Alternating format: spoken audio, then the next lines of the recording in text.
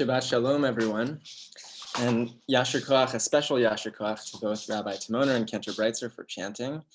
I don't know what it is, but I think some combination of the humor and the melodies and the commentary and the extended words that Cantor Breitzer often picks based on whatever the themes of the week are, it just really sets the stage for an awesome day.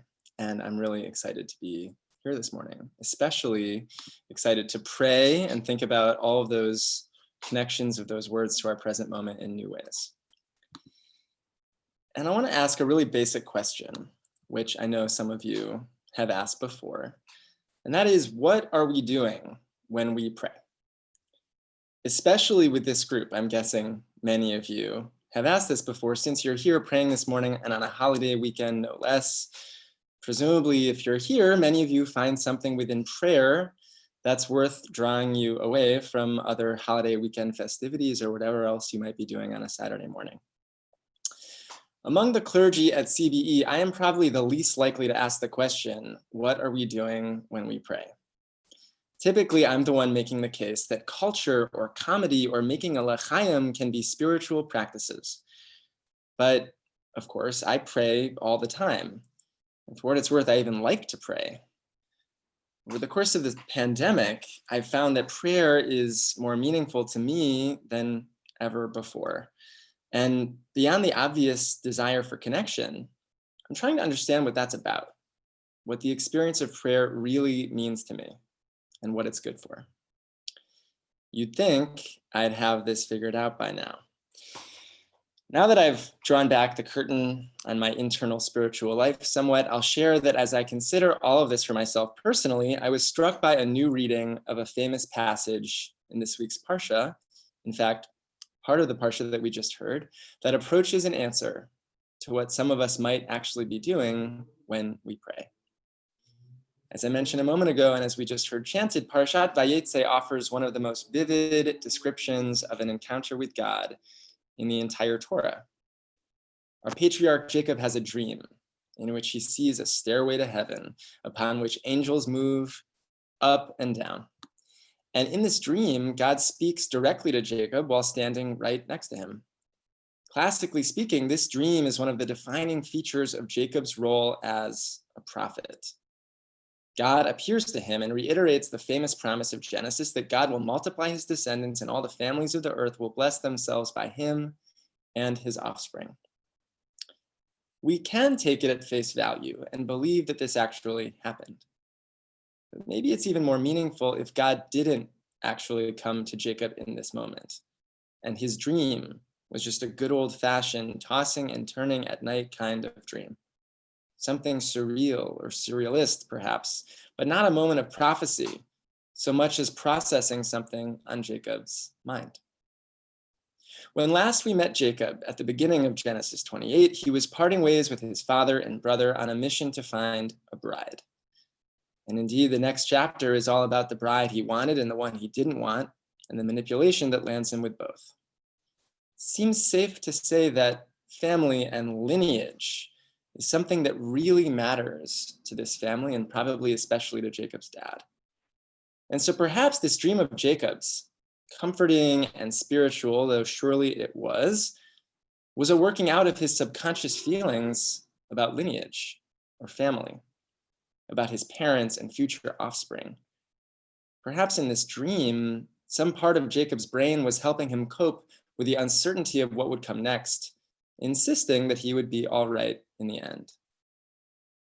Halavai that each of us could be like Jacob in this moment, with cues from deep within us that we will be okay, inspiring us to believe that we'll get to where we need to go. Jacob wakes up and says famously, "Surely God was in this place and I didn't know it." He chooses to see his dream as a sign for hope.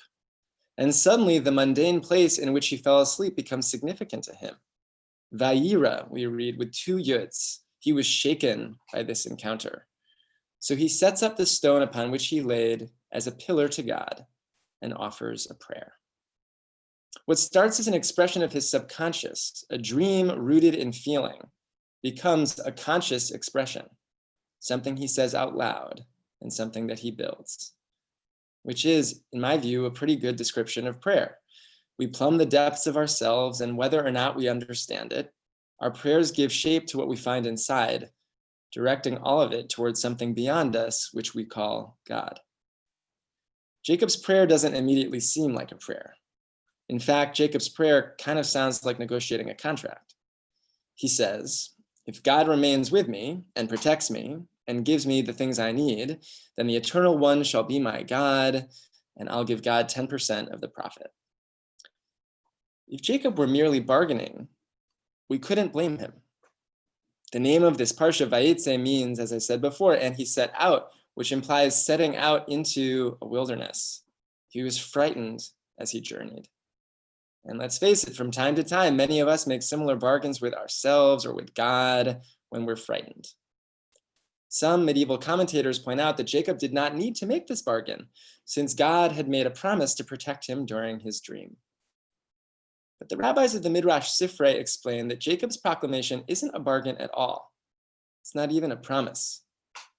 It's simply a prayer that God will be with him always.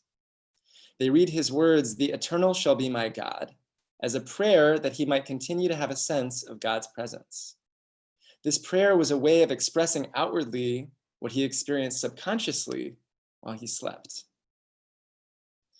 At any given moment, each of us are working through dozens of complex emotions, if not more, both feelings that we know are there and ones that we can't yet articulate. And prayer of the Jewish variety, the kind we find in prayer books or projected onto a Zoom screen, gives us a script for expressing parts of ourselves that we might not know how to articulate otherwise. Sometimes that means expressing parts of ourselves that we don't have much access to at a given time. Gratitude, for instance, when we might feel like giving thanks is the last thing that we want to do. So the Siddur gives us language to try on, ideally with some regularity, so we'll be ready to flex the right spiritual muscle at precisely the moment when we need it. Abraham Joshua Heschel wrote that prayer is not a stratagem for occasional use, a refuge to resort to now and then. It's rather like an established residence for the innermost self. I love that Heschel refers to prayer as a residence, a place to put it all, where it can live outside of us. And imagining prayer as a residence for the innermost self allows us to see it as a place for expressing things that are within us, whether we can identify them or not. Intriguingly, it's in relationship to Jacob's prayer that he names the place of his dream, Beit Elohim, the residence of God.